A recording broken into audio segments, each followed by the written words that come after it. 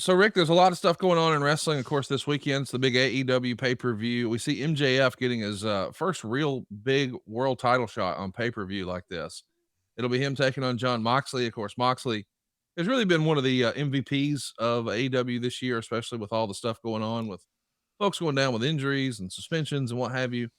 But a lot of folks think, man, MJF is hotter than ever right now. Some people are adamant that he is going to be the next big baby face. What would you predict happens this weekend at Full Gear? Does MJF become the man for the very first time? Well, he's got a lot of momentum. Moxley's doing a hell of a job though too. I don't know if they want to make him a big star, he wins. Right. That's totally a promotional call. But I mean, you know how the deal goes. If you're that big and you've got that much momentum and you're getting that much attention, like from guys like you and me and people that really care about wrestling, then you got to go with MJF because he's the hottest, most current, item of thing that people talk about wrestling right now. Him or who wrestled Roman now? Yeah. That the Young Bucks are already back. Didn't they play work last week? No, they haven't yet, but I think everybody assumes that we're going to see them tonight and they'll be at the pay-per-view this weekend. It's not exactly a secret that they're coming back. Okay, because somebody told me they were back. All right. Yeah. So once again, hearsay.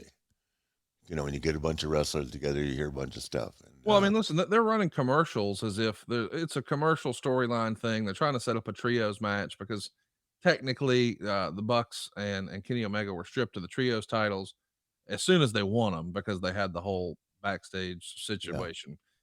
So I think the folks who are the champs now, which is the Death Triangle, the Lucha Bros, who we think a lot of, and Pac, they're going to be in a 6-man this weekend on pay-per-view, or at least that's what people are speculating, and I think they're right. Yeah. Well, actually, I flew back with one of the guys, one of the higher up guys from the signing. I don't want to mention his name. He's the one that told me the Bucks were back. Yeah, and that Punk was not coming back.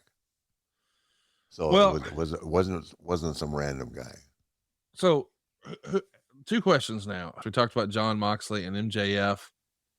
If you had to make a bet, is it MJF's time, or are they sticking it with Moxley? If they're pushing him, I'll just say it like this: he had during the time off and all the negotiations and whatever decision he made to come back. Obviously, Tony came up with the money, and Tony made what he considered to be the right decision, which I think was great that he stayed. He would have done very well at WWE, but I'm proud of him for staying there, which means Tony made him happy. So there's only one way to go with a guy. You don't cut him short. Yeah. You don't say, well, let's get 3 matches out of it. You get him over, and then you go back and try to get it back 2 more times. I don't like. And if they have a hell of a match and he does good, they leave it on him. I agree. I think that's what I have not looked at their heel roster close enough to realize how many opponents you would have over the next year or so. But I just I'm telling you, and I think it's been great. Leaving the belt on Roman for a long time is the best thing that happened. Yeah, I'm not sure that leaving both belts on him was the right decision. But the only way a guy really gets over is to have the belt for a period of time. Every week that when you turn on TV, especially if you miss the one, when I'm traveling, sometimes I'll miss a show. But when you got a different champion every week, you can't keep track of what's going on. Mm-hmm.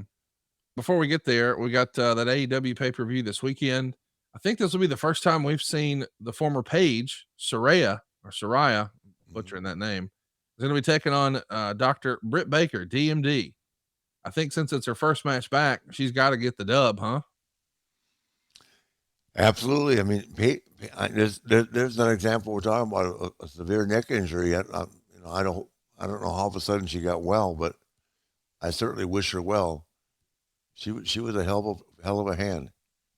No doubt. And she's still young, and I wish her nothing but the best. A 4-way with I kept hearing the name Saraya.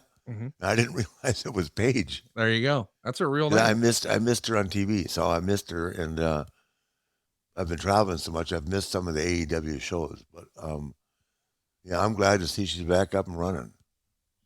Nyla Rose is back up and running too. She'll be challenging Jade Cargill. I kind of assume Jade's going to win that one.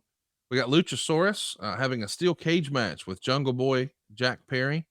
They were, of course, were a big pairing for a long time. An old school steel cage match. This could be a coming out party for Jack Perry here, don't you think? Yep, I hope so. He's a great kid. Tony And it won't Storm. hurt the other guy to put him over. Oh, not at all. No. We got Tony Storm defending her title against Jamie Hayter. Lots of eyeballs are going to be on that one. We've got the AEW World Championship Eliminator Tournament Final. As you and I are recording, we don't know exactly what that's going to look like yet. We know the tag straps are on the line with the Acclaimed and Swerve in Our Glory. Well, somebody else is going to show up this Sunday or this weekend in incredible shape. Talking about Jeff Jarrett. He's going to be tagging with Jay Lethal to take on Sting and Darby Allin. I can't believe Jeff Jarrett's back on pay-per-view, man. We've joked before here on the show that if cats have 9 lives, Jeff Jarrett somehow has 10. He got the rub. Him and Jay both. They left Memphis, now they're main event in a goddamn pay-per-view on AEW. What do you think? I mean, I should be getting 10% of their goddamn money. I'll let you tell Jeff about that arrangement. I'll tell Karen. Yeah, there you go. And then there's a 4-way title match for the Ring of Honor World Championship. A friend of the show, Sammy Guevara, going to be in there with Claudio Castagnoli and Bryan Danielson, 2 of the nicest guys in the history of wrestling. And Chris Jericho is putting his title on the line. Is it time for the belt to come off Jericho? What do you see happening in that one? Who is he working with? It's Jericho versus Danielson versus Claudio versus Sammy Guevara. Claudio, by the way, is Cesaro. Yeah, I know that. Okay. Jericho's pretty hot right now. I'd leave it on Jericho. Yeah. Yeah, he's doing a good job, and he's there's another guy with some mileage on him, but he still looks great. He's working hard, and if I were Chris, I'd ride out. I think what Chris was looking for was that deal that Cody jumped on first, was to be the first guy to roar back. So if he elected to ever leave there, he wouldn't get nearly the pop that Cody got. Does that make sense? Yeah. So I mean, Chris would be smart to me just to end his career there. I think he signed an extension. I mean, I think he'll wind up finishing there. That'd be smart on his part, because he wouldn't.